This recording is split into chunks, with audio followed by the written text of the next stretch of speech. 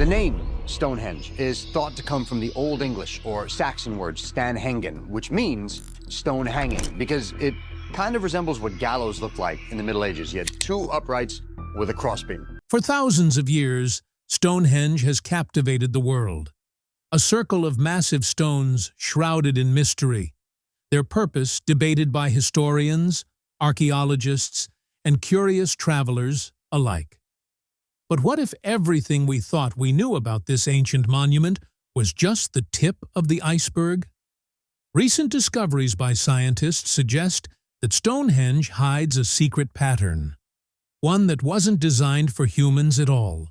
Now, to a layperson, this might not mean too much, but to Lubbock, this tells him exactly who built Stonehenge, and it is not who anybody expected. What they discovered beneath the ground and inside the stones themselves tells a tale far more startling than any old legend. Step in as we uncover what they found. The Newall boulder and the secret of the Wanderer's stones. If you ever needed proof that archaeology can hinge on the tiniest, most easily ignored details, the story of the Newall boulder is Exhibit A. Stonehenge may be a monument made of giants, but it was a small stone, barely the size of a football, that ended up cracking open one of its longest-running scientific mysteries. It wasn't glamorous, it wasn't beautiful, and for almost 100 years, it wasn't even considered important. But like many forgotten artifacts, it was quietly waiting for the moment when science would catch up to it. And when it finally did, the results were nothing short of explosive. The Newall boulder came to light roughly a century ago, during a time when archaeologists were still figuring out how to systematically record what they were finding at Stonehenge. Picture early 20th century excavations, men in wool coats, notebooks, wooden crates, and a lot of educated guesswork. Among the tools, trenches, and scribbled diagrams lay this modest, lumpy stone. It didn't match the grand sarcens. It wasn't one of the dramatic bluestones standing proudly in the inner circle. It didn't even look special, just a rough, foliated chunk with a faint shimmer when hit by the right light. So they catalogued it, boxed it, and essentially forgot about it. For decades, it lived quietly among other stray fragments in museum storage, gathering dust and attracting absolutely zero attention. But appearances are deceiving. This stone had a story literally baked into its minerals. The Newall boulder was small but strangely complex, fibrous in texture, faintly banded, and holding microscopic clues that wouldn't be readable until the right tools were invented. And when scientists finally took a closer look, it forced them to revisit a heated question. Did people carry Stonehenge's blue stones from Wales? Or did glaciers drag them there naturally? For years, experts argued both sides. Some pointed to scratch-like markings as signs of glacial transport. Others argued the stones were deliberately shaped, worked, and positioned, too intentional for ice to explain. But without conclusive evidence, the debate simmered for decades. Then Professor Richard Bevans stepped in. Bevans and his team from Aberystwyth University weren't chasing myths. They were pursuing chemistry, the kind you can't argue with. Their approach was simple in theory, but beautifully unforgiving in practice. Treat each rock like a suspect and run a forensic analysis. To do this, they turned to geochemical fingerprinting. If you've ever heard someone say rocks are all the same, this method proves the opposite. Each stone carries trace chemical markers, tiny signatures tucked inside minerals that reveal exactly where it came from.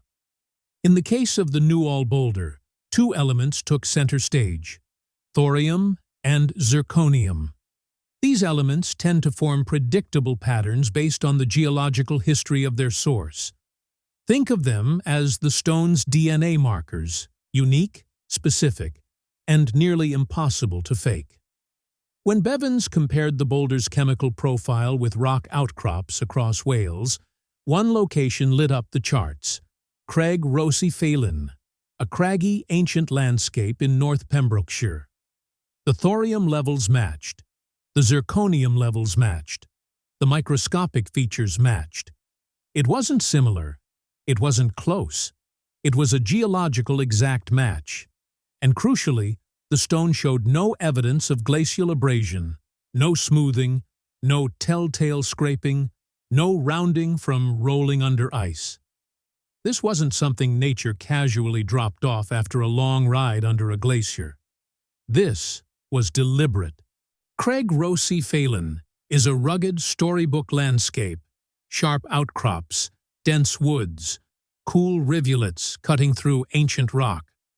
To the untrained eye, it's just another Welsh hillside. To archaeologists, it's a gold mine of clues. Excavations revealed clear evidence of Neolithic quarrying. Hollows carved from the earth where stones were extracted. Wedge marks etched into the rock where ancient hands pried them free. Tools abandoned in place. And earthen platforms carefully built to drag massive stones downhill. This wasn't some accidental patch of rock. It was a fully functioning prehistoric workshop, a site where humans transformed raw stone into monumental creations. Researchers dated the quarrying activity to around 3000 BCE, perfectly aligning with the earliest phases of Stonehenge's construction. And it wasn't just the Newall boulder that matched. Other bluestone fragments, including a buried piece known as Stone 32D, were revealed to be the same foliated rhyolite as the Newall boulder, another fingerprint pointing straight to Wales. And yet, this wasn't simply about matching rocks to quarries. The location carried significance.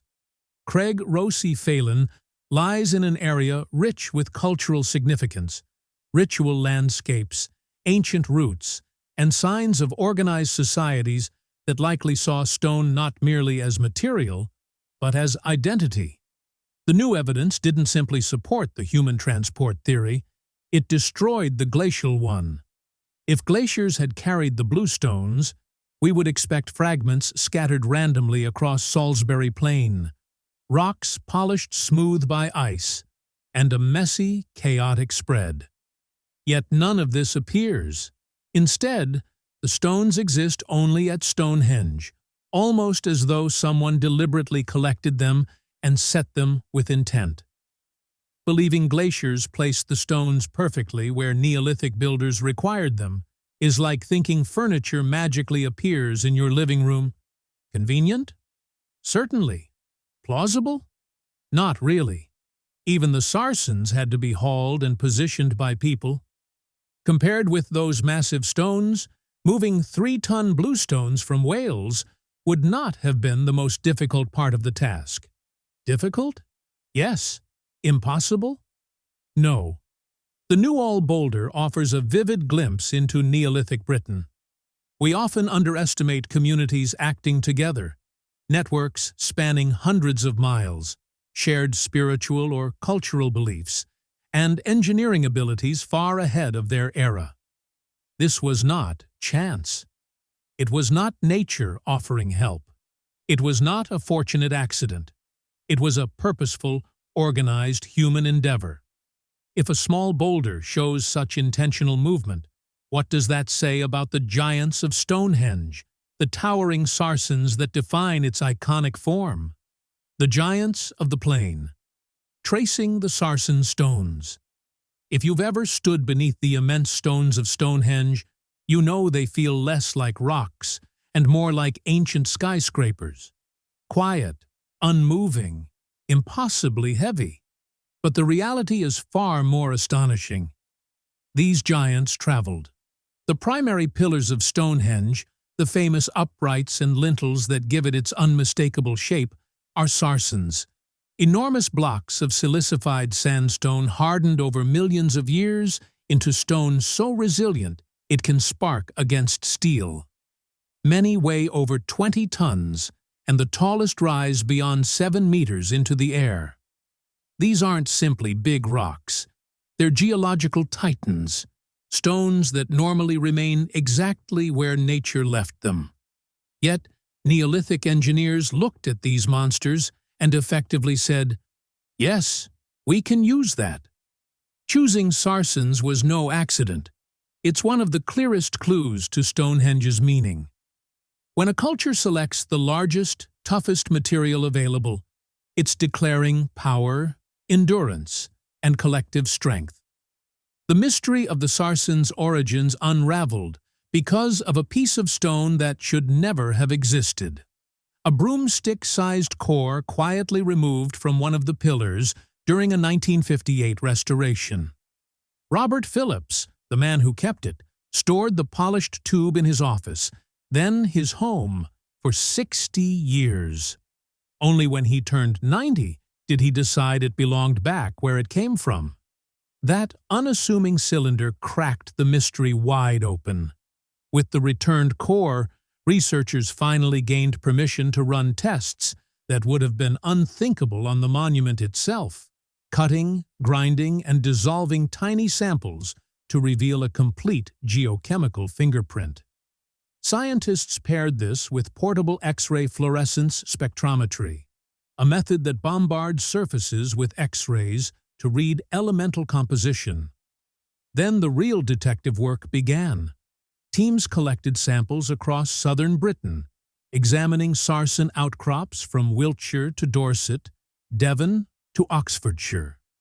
Dozens of sites were compared, measured, scanned, catalogued, and eventually the fingerprint matched. Key Stonehenge's 20-ton pillars came from West Woods, a high open ridge on the edge of what's now Marlborough.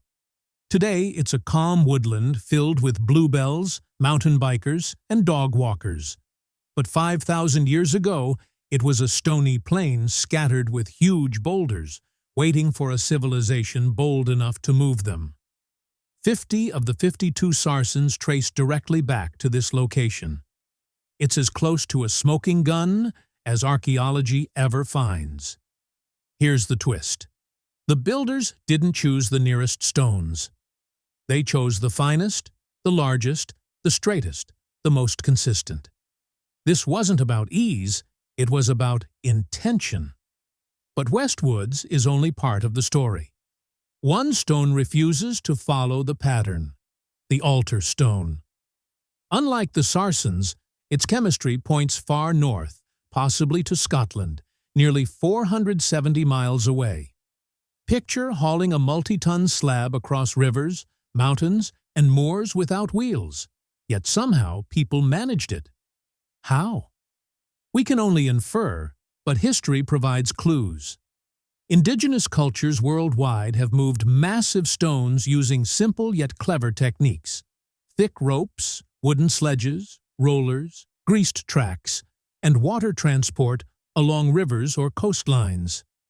Every one of these methods existed in Neolithic Britain.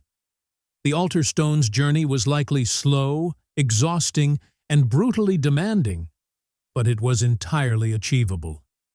When people whisper myths about Stonehenge, it's tempting to focus on the engineering, the ropes, the levers, the sledges being hauled by chanting workers in rawhide sandals. But the logistics, impressive as they are, miss the deeper truth. Moving these stones was a ritual. It wasn't just about getting rock from point A to point B, it was about gathering people, farmers, builders, clans, whole regions into a shared mission. The effort itself forged identity. Pulling on the same ropes was quite literally pulling the nation together. This is why the choice of distant stones matters. Most Neolithic monuments were built with whatever rocks lay nearby. Stonehenge wasn't. Its builders went out of their way to select, fetch, and assemble stones from landscapes that held meaning: political, spiritual, ancestral. Dragging giants across Britain wasn't a burden. It was an act of devotion. And maybe that's why West Woods was chosen, not just for its size and quality, but because the journey itself carried significance. Every mile was a thread, in a story bigger than any single community. As one researcher put it, the project wasn't just large. It was a big, concerted, deliberate act. The kind people remembered for generations. The kind that shaped identity. But here's the twist.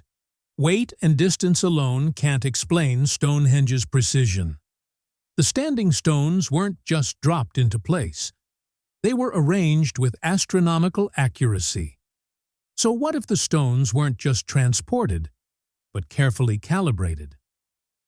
The Solar Code, Stonehenge as a perpetual calendar. For countless centuries, humans have stood before Stonehenge wearing the very same confused look. What exactly were these gigantic stones meant to do here? Ceremonies, graves, or an ancient display of dominance? Recent research points to something even more daring. Stonehenge could have been the earliest stone-crafted calendar on Earth, a structure so vast and so intelligently designed that it measured time accurately, long after its creators vanished. And surprisingly, this idea isn't coming from obscure theorists murmuring in the shadows. It comes from well-known archaeologist Timothy Darville, whose research in antiquity reimagines Stonehenge as a masterful and unexpectedly refined solar timekeeping system. Darville's theory works like this. The creators of Stonehenge weren't simply piling stones into dramatic shapes. They were translating the sky into solid rock. According to him, the monument represents a count of 365 and 1/4 days, the precise length of a solar year. And the secret isn't only in how the stones look or where they sit, it's in how many there are. Darville notes that the 30 massive sarsen uprights forming the outer circle weren't selected randomly. They create an unbroken ring of 30 days, forming a complete Neolithic month. Each month was divided into 3 tidy 10-day weeks, quietly signaled by 2 unusually shaped stones, S11 and S21, acting like ancient punctuation marks guiding time's rhythm. Finish 12 of these cycles, and you reach 360 days. Close, yet still short. The final 5 days appear right at the center within the towering trilithon horseshoe. These 5 enormous stones weren't positioned purely for dramatic effect. They represented the epagomenal days, extra days reserved for ceremonies, celebrations, or perhaps reinforcing the influence of elites who understood the system. But here's where the brilliance truly emerges. Every 4 years, 1 extra day was required to keep the calendar aligned with the solar cycle. To track that, Stonehenge featured the station stones, 4 stones arranged in a precise rectangle. Their alignments helped determine when that extra day needed to be added. Leap year, Stone Age style. A calendar this structured, this monumental, and this enduring was no coincidence. Even without Darville's numerical interpretation, Stonehenge loudly declares its solar focus. The monument is famously aligned with the solstices. Stand at its center on a midsummer morning, and the sun rises perfectly above the heel stone. Stand there in winter, and the sun slides between the tallest trilithon uprights like a glowing bead threading a stone needle. This alignment isn't accidental in nature. It's an intentional design. The trilithons, sarsen circle, and station stone rectangle function together like components of a celestial device. These alignments weren't casually assembled. They required knowledge, planning, and a grasp of astronomy rivaling much later cultures. For a society without writing, without metal, and with what we'd call simple technology, this precision is astonishing. What truly elevates this idea isn't just mathematics. It's how effortlessly architecture and astronomy merge. Picture a Neolithic farmer. Seasons aren't theoretical. You survive or perish based on timing. When should barley be sown? When should livestock be moved? When is it time for great gatherings, honoring ancestors, or celebrating the sun's return in midwinter. Controlling time meant controlling society. Those who understood the calendar held real authority, and the land itself answered to their accuracy. Darvill's theory suggests Stonehenge united sky, earth, and community into one immense stone-bound calendar. But clearly, this is not the final chapter. Still, many people remain unconvinced. Critics claim the calendar theory depends heavily on number coincidences and resemblances to Egyptian models. Alignments don't necessarily signal deliberate planning, and often overcast English skies hinder daily sun observation. Some scholars suggest the monument was primarily ceremonial, a site where solstices were honored symbolically rather than measured precisely. Archaeologist Mike Parker Pearson, for example, views Stonehenge as part of a ritual landscape linking birth and death. Others highlight its use as a burial ground, a meeting place, or a seasonal pilgrimage center. Stonehenge might have functioned as a calendar, but not solely a calendar. More plausibly, it served as a multi-purpose monument whose significance evolved across generations: holy, useful, celestial, political, and profoundly ritualistic. Although Stonehenge's solar alignments are evident, the lunar aspect is less clear, yet perhaps equally meaningful. Every 18.6 years, the moon reaches its furthest rising and setting positions, known as a major lunar standstill. Two of the original station stones correspond with this event.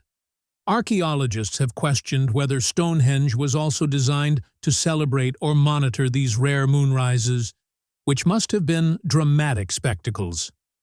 Early burials at Stonehenge cluster in the southeast zone, precisely where the moon rises farthest south during the standstill. Coincidence? Possibly, possibly not. For ancient communities, the moon was more than beautiful. It offered light after dark, measured shorter cycles, and likely held symbolic links to death, ancestors, and the spiritual realm. Discoveries at Durrington Walls, the village where Stonehenge's builders lived, show enormous midwinter feasts. Animal remains reveal pigs were killed during midwinter.